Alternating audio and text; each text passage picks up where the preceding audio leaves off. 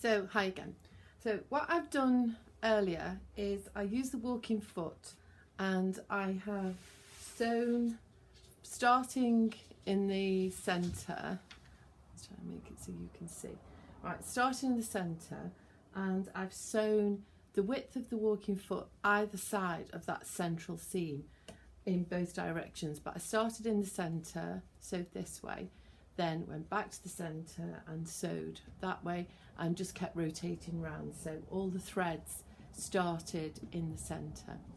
So then what I did is I've outlined the horse shape using the same technique, so just the outside part of the walking foot I've lined up with the edge of that seam, and so that's my stitch width away from there.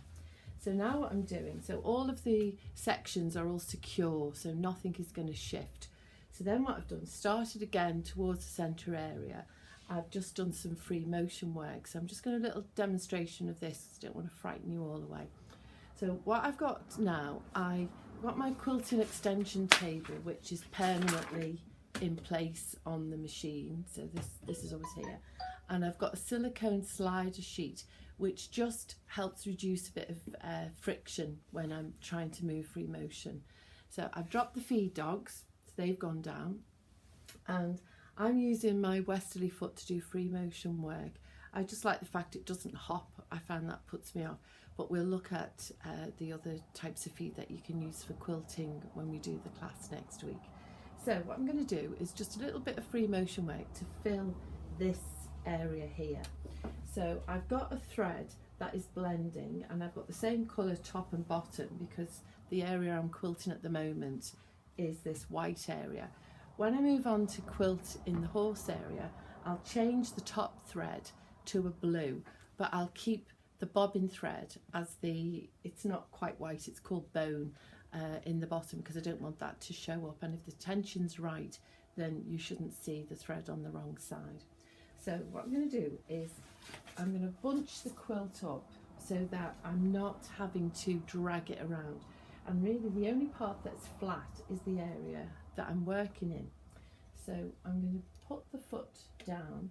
Now I can move the fabric freely underneath, the foot isn't pressing in, and I'm just going to bring the bobbin thread up to the top, so that just helps with setting the tension. And I'm not thinking of the pattern I'm going to do, I'm just going to sew some swirls, I'm not going to overthink, but I've started at a junction where there's already stitching, so that will help me hide that thread later. So, and off we go. So I'm using my hands to move the fabric, and because I'm in free motion mode, if I do nothing it will just sew on the spot.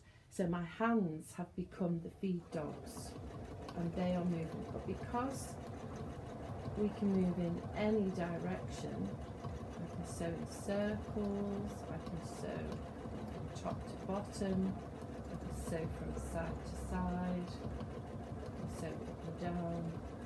And to start with, it seems quite strange.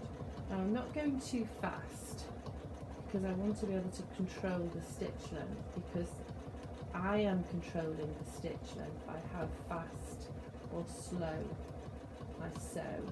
I can stop at any point if I feel as if it's running away with me, which is often a thing that people will say in free motion work. Always make sure the needle is down when you stop, because you don't want it to be moving away. And then I will just continue.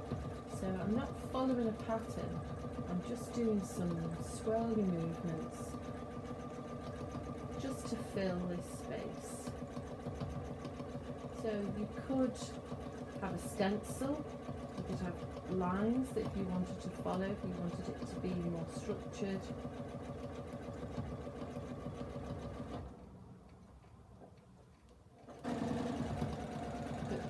I like to not go too fast.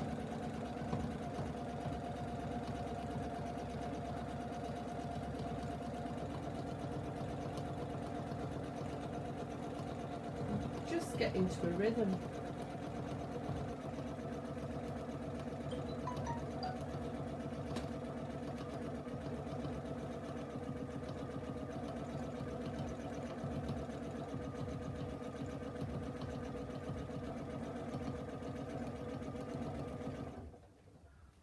I'll stop there. So I fill that space, I've got to fill all of this, and then I'll move into each of the different areas. So I'm still using the idea that I'm working from the centre out, even though I have secured around each shape so nothing's going to move sideways. And then when I finished all this free motion work, I'll decide what I'm going to do inside each of the horses. So, hope that helps.